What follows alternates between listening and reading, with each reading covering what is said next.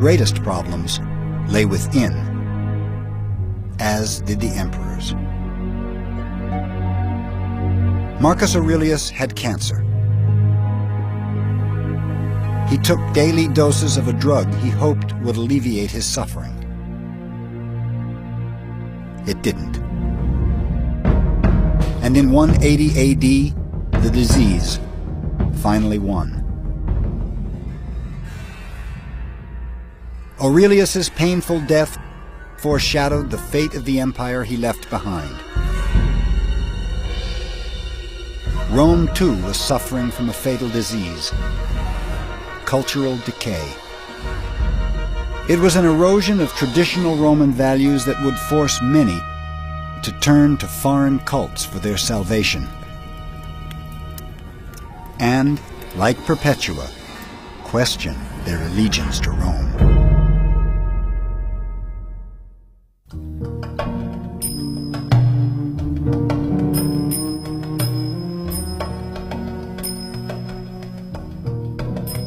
The Roman Empire is as famous for its vices as it is for its virtues.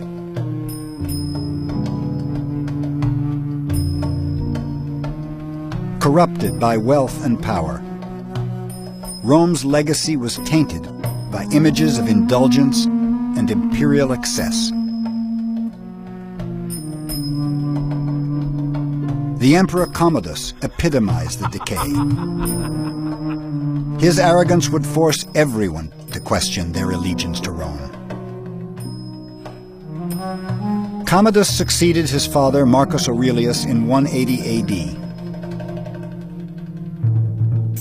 Traumatized by an early attempt on his life, Commodus shunned all public appearances and left Rome in the hands of his closest advisors. As they terrorized Rome, Commodus amused himself in the palace. He maintained a harem of hundreds of young boys and girls and abused them at his whim.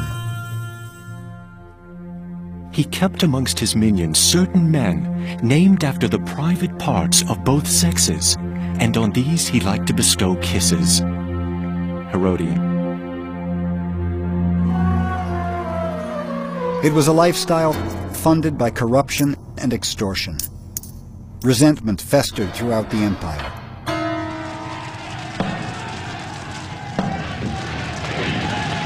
In 190 AD, the poor rioted. They thought Commodus had deliberately hoarded grain to inflate its price and increase his profits.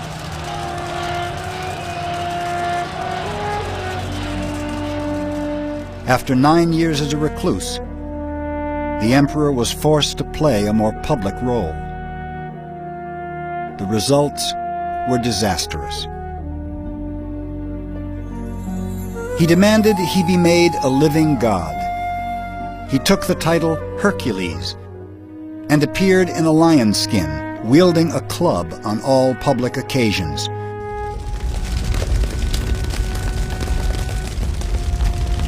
When a huge fire consumed Rome in 191 AD, Commodus outdid himself.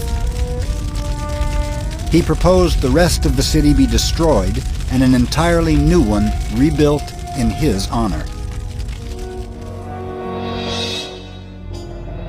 But first, Commodus chose Rome's most famous landmark for his ultimate act of indulgence.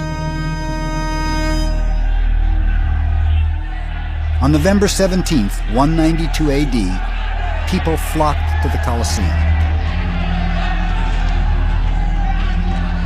Something truly shocking was on the program. That afternoon, the slaves and criminals who normally fought in the arena were joined by someone very special.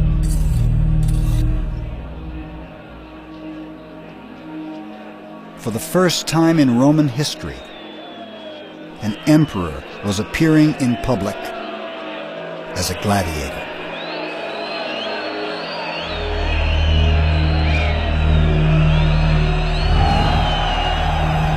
Commodus may have won that day, but his victory was short-lived. Commodus was assassinated on December the 31st, on New Year's Eve, because next day he planned to be inaugurated as consul dressed up as a gladiator. And that was such an affront. It's as though the American president attended inauguration dressed in American football kit. It was a complete insult to the total political way of life. The assassination of Commodus wasn't the answer, for Rome's problems lay deeper still, in the very foundation of Roman society.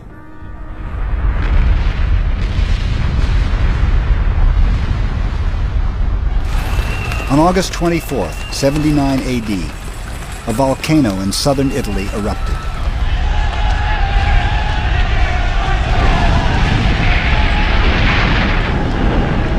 Smoldering ash from Mount Vesuvius buried the nearby town of Pompeii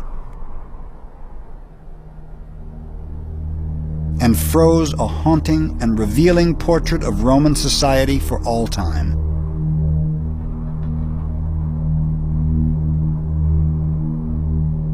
Suffocated by ash, the victims that day seemed united in death. Yet the ruins of Pompeii showed just how divided they were in life.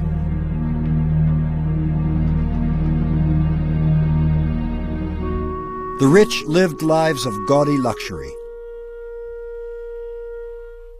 Their houses were spacious and ornate, their gardens lush, their lifestyles lavish. But the most notorious element of their decadence is a fiction. Paintings of imagined Roman orgies were commissioned by 19th century politicians to promote their own message of sexual intolerance. The most famous of these showed a group of disapproving philosophers frowning at a debauched banquet. There was a serious proposal to put that painting in every classroom in the United States of America because it was seen as an image of morality, of what the Romans were really about were those philosophical types. And if you get involved in the orgy, in decadence, then your civilization will fall as surely as the Romans. For most Romans, a lifestyle of luxury and decadence was a very distant dream.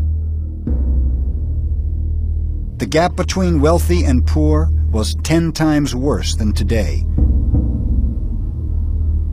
95% of the population struggled beneath the poverty line. They lived in dark, fire-trapped tenements, entire families packed into a single room. The child mortality rate was 50%. Typhoid and diphtheria were constant threats.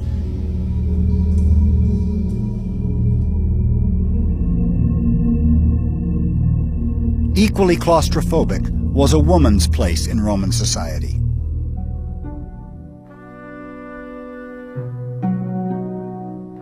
Women were considered biologically and morally inferior to men.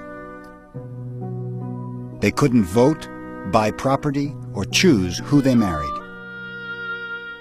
Their fathers and husbands had legal and financial control over them most of their lives.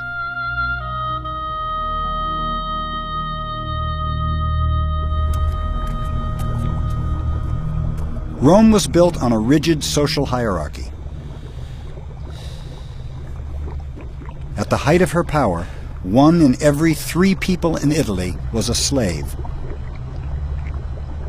And it was their sweat and their labor that gave Roman cities their fabled wealth and splendor.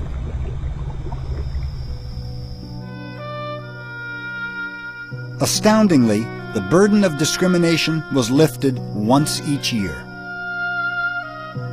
Every December, at the winter solstice, Romans would celebrate the Saturnalia, when everything in Rome turned upside down. For 1 week, masters served their slaves dinner.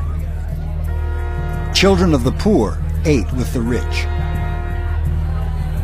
It was a surreal disruption of the status quo.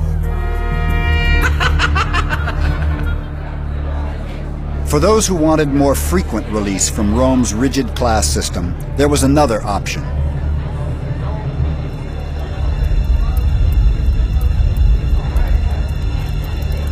The cult of Dionysus was Greek in origin. Its controversial rituals, or bacchanalia, arrived in Italy in the 2nd century BC.